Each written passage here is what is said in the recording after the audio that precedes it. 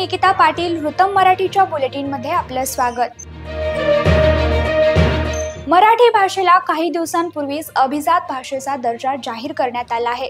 याबाबतचा शासन आदेश देखील जारी करण्यात आला आहे। विधानसभा निवडणुकीपूर्वी मराठी भाषेला अभिजात दर्जा देणार असल्याची घोषणा करण्यात आली होती। अशातच आता महाराष्ट्राचे मुख्यमंत्री देवेंद्र फडणवीस यांनी एक महत्त्वाचा निर्णय घेतला आहे। महाराष्ट्र सरकारने सोमवारी राज्यातील सरकारी आणि निमसरकारी कार्यालयांमधील सर्व अधिकाऱ्यांना आणि कर्मचाऱ्यांना मराठीचा वापर करणे बंधनकारक केले आहे। या निर्णयाअंतर्गत आता राज्यातील सर्व सरकारी कार्यालयांमध्ये मराठीत बोलण्यासाठी आणि काम करण्यासाठी साइन बोर्ड लावले जातील आणि सर्व सरकारी संगणकांमध्ये मराठी भाषेचा कीबोर्ड अनिवार्य केला जाईल।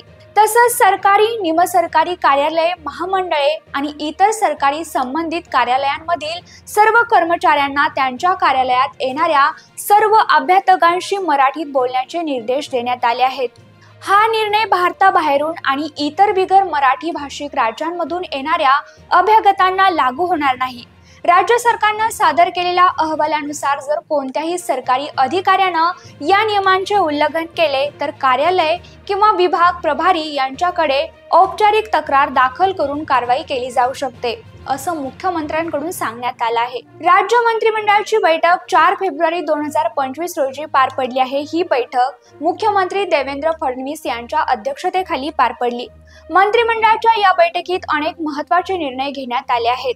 मंत्रालयातील मंत्रिमंडळ सभागृहात झालेल्या या मंत्रिमंडळ बैठकीस उपमुख्यमंत्री एकनाथ शिंदे, उपमुख्यमंत्री अजित पवार यांच्यासह मंत्रिमंडळातील सदस्य उपस्थित होते। मंत्रिमंडळाच्या या बैठकीत महसूल, जलसंपदा आणि मृद व जलसंधारण विभागाशी संबंधित 3 महत्त्वाचे निर्णय घेण्यात आले आहेत। विशेषतः पुणे आणि सातारा जिल्ह्यांसाठी महत्त्वाचे निर्णय घेण्यात आले असून अभय योजनेला 1 वर्षाची मुदतवाढ देण्याचा निर्णय नागरिकांसाठी दिलासादायक ठरणार आहे। उत्तराखंडमध्ये 27 जानेवारी 2025 पासून समान नागरी कायदा लागू करण्यात आला आहे। देशात समान नागरी कायदा लागू करणारं उत्तराखंड हे पहिलं राज्य ठरलं आहे। आता उत्तराखंड नंतर भाजप शासित आणखी एका राज्यात समान नागरी कायदा लागू होण्याची शक्यता आहे। मिळालेल्या माहितीनुसार गुजरात सरकार मंगळवारी समान नागरी कायदा लागू करण्याबाबत घोषणा करू शकते। गुजरातचे मुख्यमंत्री भूपेंद्र पटेल आणि गृह राज्यमंत्री हर्ष संघवी लवकरच पत्रकार परिषदेत बोलवत राज्यात यूसीसी बाबत घोषणा करण्याची शक्यता आहे।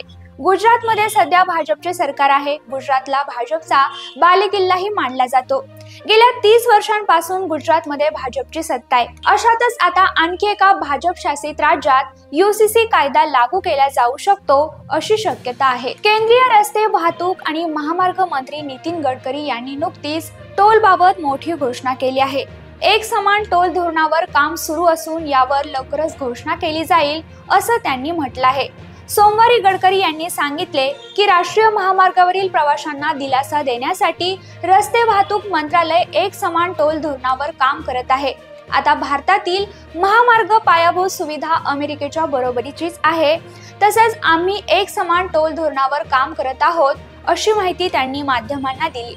माध्यमांना दिलेल्या मुलाखतीत गडकरी म्हणाले की रस्ते वाहतूक मंत्रालय एक समान टोल धोरणावर काम करत आहे, जेणेकरून राष्ट्रीय महामार्गावरून प्रवास करणाऱ्या प्रवाशांना दिलासा मिळू शकेल। हे धोरण लागू झाल्यानंतर संपूर्ण देशात एकच प्रकारचा टोल असेल, ज्यामुळे प्रवाशांना भेडसावणाऱ्या समस्या दूर होतील आणि टोल आकारणीत भेदभाव होणार नाही। जगातील 2 महासत्ता देश अमेरिका आणि चीन यांच्यात सध्या शीतयुद्ध सुरू आहे।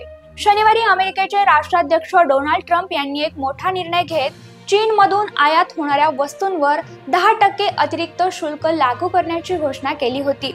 याच दरम्यान आता चीननेही अमेरिकेला प्रत्युत्तर देत मंगळवारपासून म्हणजेच आजपासून अमेरिकन उत्पादनांवर नवीन शुल्क लागू करण्याची घोषणा केली आहे। अमेरिकन उत्पादनांवर चीनने लादलेले शुल्क सोमवारपासून म्हणजेच 10 फेब्रुवारी पासून लागू होणार आहे। अमेरिकेने काही दिवसांपूर्वी घेतलेल्या निर्णयाला प्रत्युत्तर म्हणून चीनने हा नवीन दर जाहीर केला असल्याचं बोललं जातंय। तर या होत्या आतापर्यंतच्या महत्त्वाच्या घडामोडी। उद्या पुन्हा भेटू अशाच महत्त्वाच्या घडामोडींसोबत। धन्यवाद।